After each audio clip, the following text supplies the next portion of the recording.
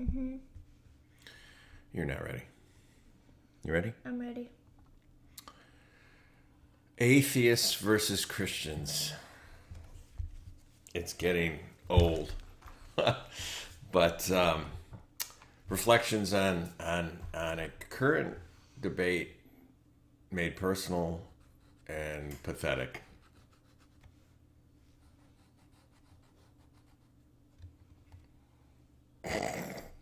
Right after this.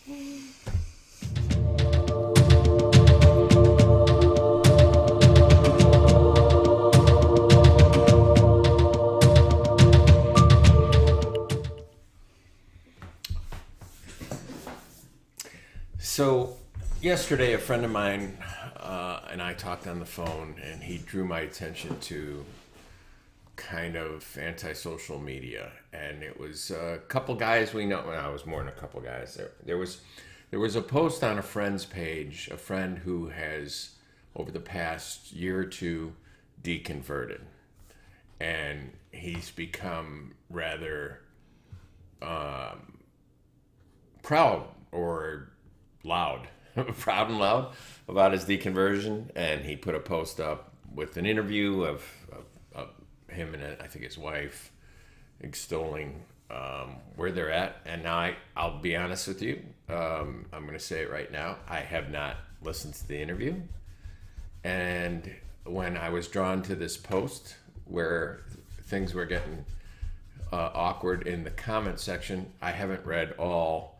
At the time I looked at this post, 203 comments arguing back and forth between Christians and atheists. So the one comment that really did catch my attention was a fellow I also know who, oddly enough, is a former atheist who's become a Christian. Lifelong atheist becomes Christian, arguing with lifelong Christian who's become atheist. Now, I have to tell you, you can learn a lot from a conversation like that. I always would suggest that if you want to get a real cross-examination of an issue, that you do listen to somebody who's changed his mind, because you could really learn a lot in that case. In this case from yesterday, I'm not going to mention names or point you to it.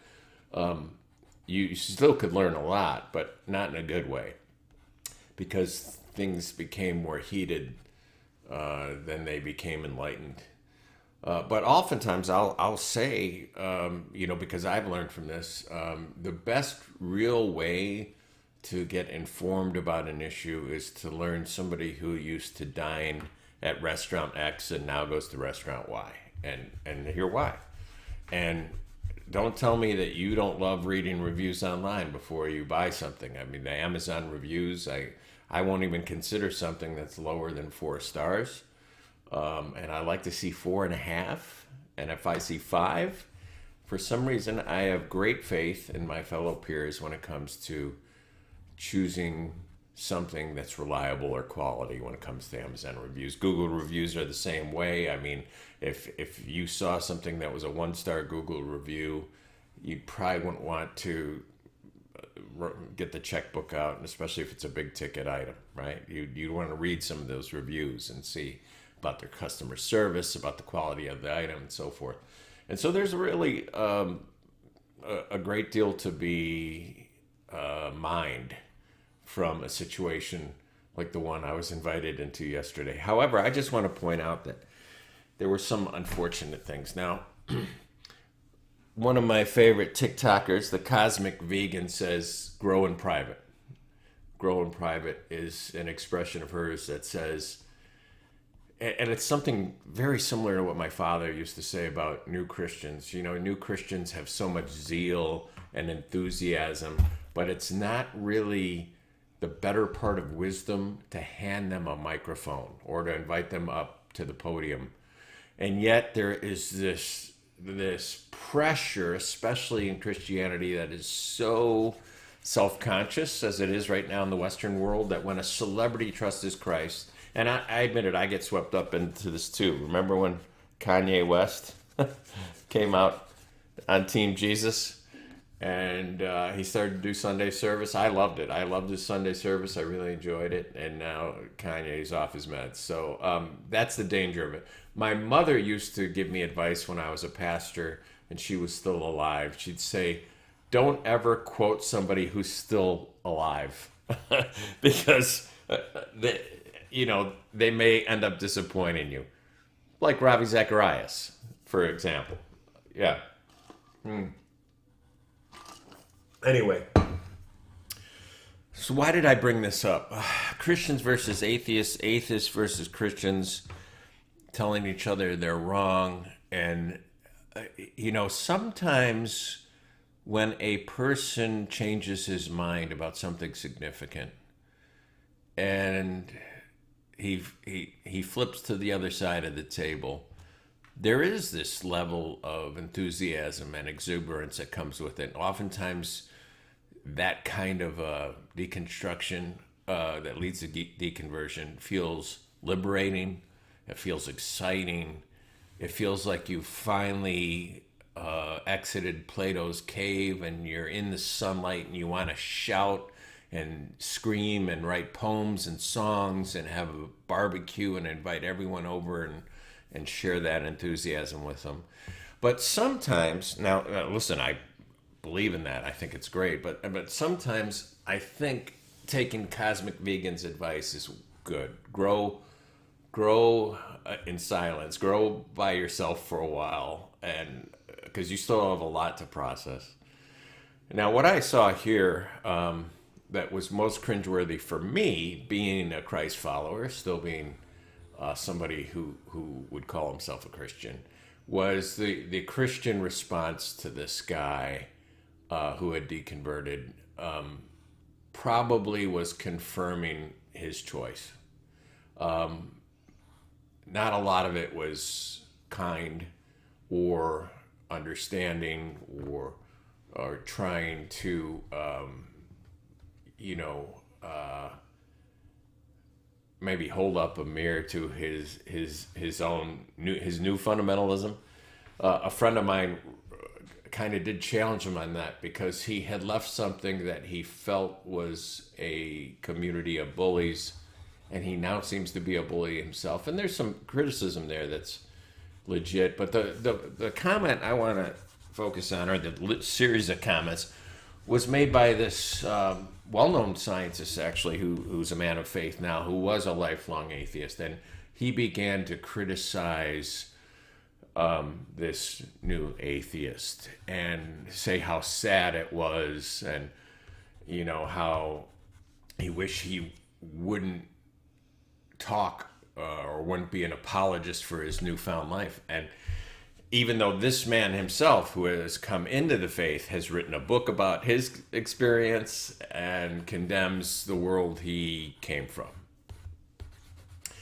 And so some of the atheists that were following this conversation were pointing out the hypocrisy with this guy. That why is it okay for this new Christian to write a book and to go on podcasts and so forth and proclaim his new enlightenment and to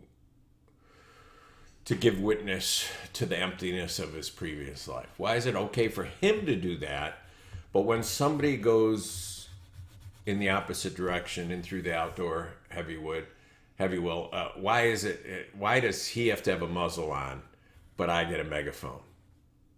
That doesn't seem fair. I actually think this is two sides of the same coin. I think oftentimes what happens is when we change teams, when Dennis Rodman goes from the Detroit Pistons to the Chicago Bulls as a Chicago guy, there was a lot of forgiveness in the air that wasn't there when he was in Detroit. And all of a sudden he becomes a fan favorite and a family member because now he's swinging bats for our team, so to speak. And, people who aren't involved heatedly in this discussion watch it, and they don't see a lot of difference between the two sides. They see the hypocrisy. They see the power lust, and the kind of like pushing to get pole position in some kind of race that most of us aren't interested in. Most of us would walk by and they'd look at the skirmish that's going on, the all-out brawl that's going on in the name of God or in the name of no God, and we pass on that. We want to pass on that. We want to get to something that's more either entertaining or educational or more fulfilling, right?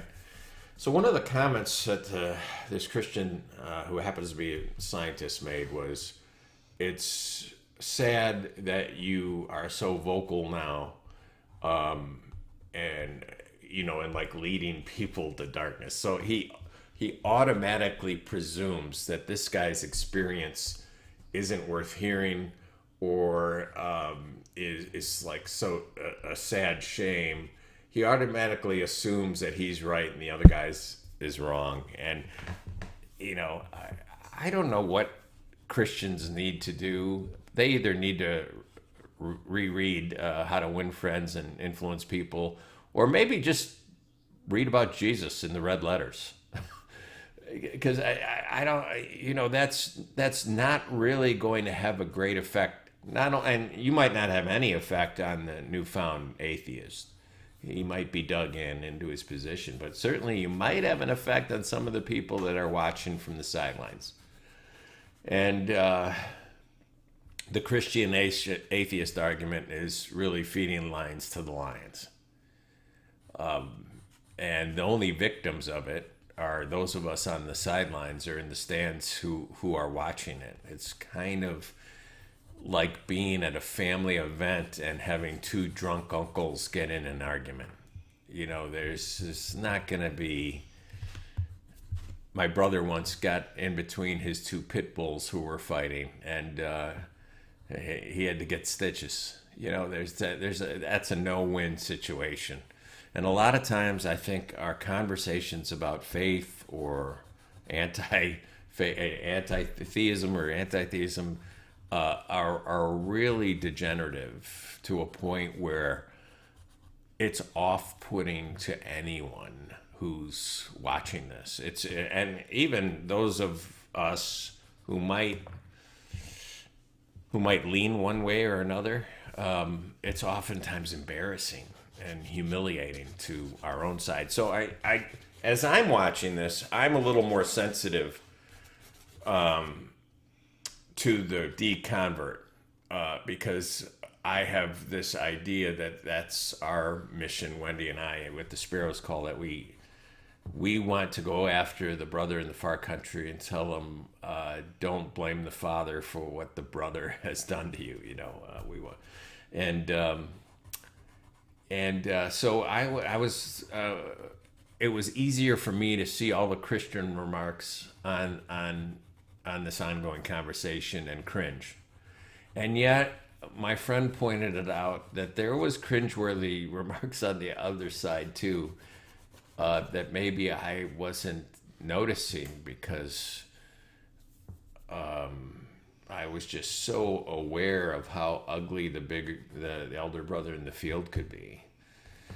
And so I wanted to talk about that a little bit. This two sides of the same coin, where the very thing that our friend who had left the faith actually didn't like about his faith, he was kind of perpetrating himself. He trotted out his whole family and saying, this is what we believe now, even though he has young children. And that's what he condemns about the Christian faith, that it manipulates children at a young age and it gives them their beliefs and so forth.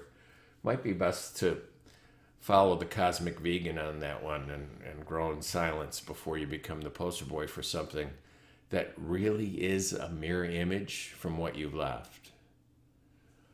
So I get that critique. I understand that. I think it's accurate. I think it's legitimate. And yet I was most hurt by the comments of the Christian who was kind of trying to rebuke this fellow for having, I I don't know what he thought it was. I guess he thinks it's just inspired by evil. Some would say the courage to at least give voice to his experience. So I think there's a fine line. I think I've told Wendy a dozen times in our conversations, and we've had trying to figure out our own spiritual journey. And I refer to one of my favorite people in the world, Daryl Davis, who happens to be an African American piano player. He plays rockabilly. He plays rock and jazz, and he's played with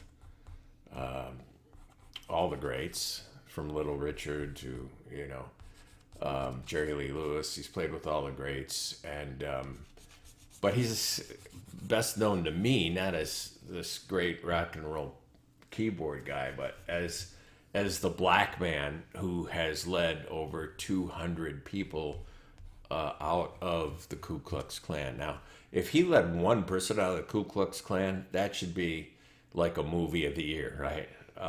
But over 200, almost 24 of them have been high-ranking Grand Kleagles or whatever they call them. And he's led them out of the Klan. And I often say, we never hear the rest of that story, right? Because we love this story so much, the idea that people could be in a very dark place and they could come out of it simply by the love of a black man who at first listens to them, and he listens to them and actually gains their respect, and until they finally ask him and recognize him as a fellow human being. They say to him, Daryl, well, what do you think?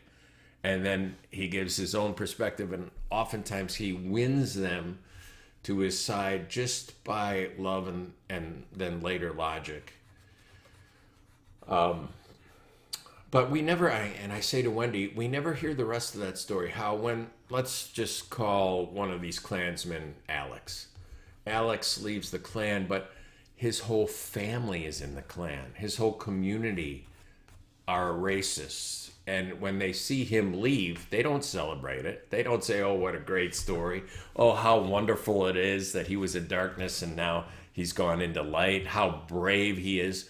They see him as somebody like a Judas, somebody who's betrayed the family and the culture and their way of life and their way of being. And the story doesn't end with this giant celebration for Alex for, embracing hatred and running towards the light.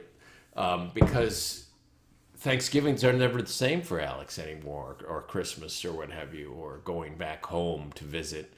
And there might be 10% of his family that, loves beyond their worldview. And a very small percentage. And a lot of his trauma is still going to need to be processed because it's still happening. But now people who he's grown up with consider him an enemy and a betrayer and so forth. And so, this is something that's true and that's real when people undergo a vast transformation.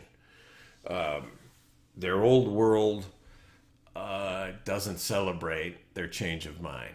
They are suspicious. They are oftentimes shaming of that person. They oftentimes shun that person. There's a lot of politics behind the scene. But let me speak to a second in defense of the atheist, right? The newfound atheist. When you, and let's leave faith out of it for right now, when you change your mind about an issue and you feel that you've come out of ignorance into enlightenment, and you look back and you really regret all those years you spent in that environment, you see the damage that it has really taken to not only your own person, but people around you who you love. And you feel that you've gotten to firm ground. You've got to terra firma. You've gotten to a place where you could really appreciate life and be nourished and so forth. And then you want to take that and you want to go back right to the plantation, like Harriet Tubman, and lead others to freedom. And the response that you get is invectives hurled at you, or um, you're ostracized, you're drummed out of the Corps. No one receives you as a Messiah; they receive you as a Satan and a devil, and now there is that breach. There's that division, and I think we all need to give each other grace and space, as our girlfriends over at Deconstructing Mamas would say. Grace and space is a wonderful place to be, especially for those who have gone through so much and are still going through so much. And so, my mother always used to say, if she banged one sentiment on her drum, it was be kind. Over and over, she'd try and remind us. I think she knew that our weakness was we're all of a strong mind, and she would place into our mind at every pass, be kind. You can't bring your words back. Your words can devastate people. Certain things aren't worth it. But the biggest thing for me is to remind our fellow Christians that we haven't been very good at listening. We haven't. We haven't listened to understand. One of the things I love about Lewis, and I'll contrast Lewis with this fellow this Christian, relatively well-known scientist who basically didn't have a whole lot of patience for this brother who had left the faith. One of the things that I love about Lewis is he never forgets from where he came from. And so he doesn't belittle the atheist. He doesn't talk down to the atheist. He talks with an understanding and a yearning to reach the atheist. Oftentimes he was called the apostle to the atheist. And I think sometimes when we switch teams, we forget we forget what it was like. We forget how we thought when we were in the other camp. We forget that those people that you needed before you changed a lot of grace and space. You needed a lot of patience. It wasn't information that you needed, because much of what was keeping you in that mode of darkness, or in Plato's cave, was emotional and volitional, and information just bounced off you. You had shields up against receiving information from untrusted sources, and so even if it was gospel truth, which later you'd come to believe, it didn't have an effect on you because you weren't in that position because of intellectual doubt. And yet we don't really become open to change until we're heard and we're seen, and we trust the person on the other side of the table is treating us with respect. This is why Daryl Davis has had so much success with people who would ordinarily not want to be in the company of a black man, who would ordinarily not even consider, let alone ask for, a black man's opinion about anything. And yet, here we are. Christians versus atheists. You put on YouTube, you have Christians versus atheists, TikTok, all of this. And I think all of this cacophony that's going on between Christians and atheists, all these rumbles, these events, if you will, these combative scenarios that we've created, or that we allow, or that we even anticipate with glee, hoping that our guy beats down their guy. I think all of that is not bringing, if you're a believer in Christ, that's not bringing glory to God. It's not clearing the battleground of the fog of war. It's just creating more confusion, and it's confirming people in their decisions. And at some point, we have to have a Christmas truce where we come out to the no man's land with a cup of coffee for the other side with some tobacco, willing to play soccer no matter what uniform we're wearing, just for a moment before the cacophony starts again. It's there where things actually can grow and can change. And listen, I don't know why we feel that we have to win an argument. I know there's a lot of desperation on our side of the field because many Christians have grown up with the idea that, there's this storm coming that's going to kill everybody unless we talk them onto the boat. God's going to drown the whole earth again, maybe not with water, but with fire, and we better talk them onto the boat. And so we're desperate to get them onto the boat at all costs. Because if we don't, they're going to be thrust into the abyss, eternally conscious in torment. And yeah, if you have that understanding of the game, you're going to range on the scale from concern to absolutely obnoxiously annoying. And the other side, to be honest, a lot of their interactions with people who claim Christ have not been great. They haven't seen the love of Christ. They have seen Christ in the headlines of priest abuse scandals. I'm looking for something that I wrote myself recently.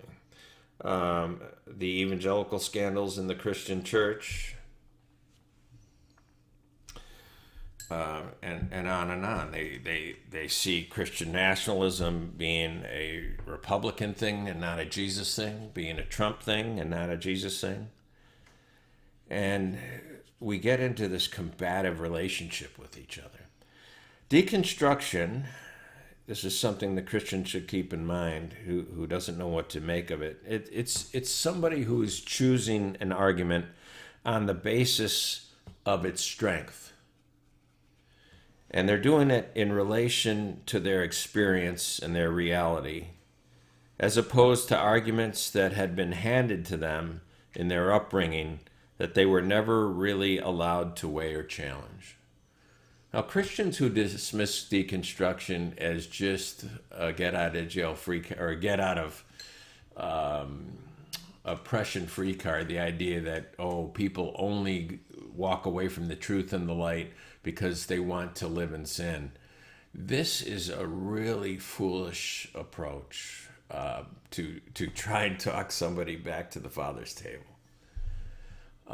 This is a really, it's insulting to many people who are questioning their faith or who have even left their faith for bigger reasons, for substantive reasons.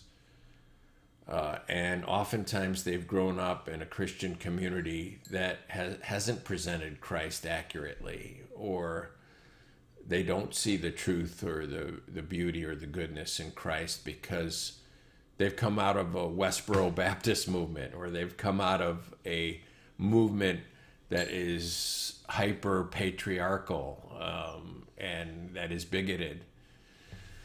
And they're actually getting closer to truth by leaving that form of Christianity. And so I think we need to give them grace and space. And when they, at some point, they're going to stop screaming about their background. And they're going to be, if we're patient enough with them, they might be willing to consider that there are other branches of Christianity that don't look like the one that they've escaped or that they've rejected. Just a few thoughts. You got anything? Wow, that's really cool. Hold on a second. Thank you. I'm sorry, folks. I haven't been showing you this lately. I really like what you're doing with watercolor lately, Spo. Are you ready to show or talk about I this? just need to color in this part, and then I'm done. All right. So, final thoughts. I need a drink. Now I'm done. So, Mom gave me lemon water. That's a dirty trick. So, earlier this week, Peyton and her brother, Connor, took their mother and I to the climbing gym. And Connor assured me that I wouldn't be that sore the next day. Just my fingers might be a little sore. And I can't move my left arm. This arm from here down feels like I've been beaten like Joe Pesci in that mob movie in that Indiana field with baseball bats. It feels like I got hit by a truck. The youngsters didn't tell us the truth. However, it was a wonderful experience being at the climbing gym together. You don't care? Did that give you enough time? Yeah. Okay. All right, so now we're going to look at Poe's watercolor, which I'm glad you're doing it all in the same book because we could like look back. So you've got the creepy crowd here on page 1. Mm-hmm. Then you've got the guy. All right, let's go. Yeah. Let's go. So, yeah, are they connected at all or just the inspiration? What is this? What am I looking at here? So all these paintings mean something specific. Okay. But I don't want to say it so people could find their own meaning. Their own meaning. So this... I know what it means, but I'm not going to tell you. I might have to look at it. Is this a dude with a Bible? Maybe, or maybe not. There's a dude in the middle. Mm-hmm. Oh, there's hell on the bottom. I think those are flames on the bottom, right?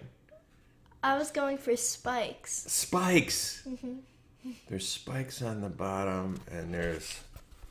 I don't know what's on top. There's people sitting on a rock. I don't know what's going on here, but it is thought-provoking. Mm-hmm. I'm going to have to check it out. Does it have anything to do with what I talked about today? Maybe. Maybe. Or maybe not. Don't you hate artists like that? Don't just tell you. Thanks for watching, folks. We'll see you all next week.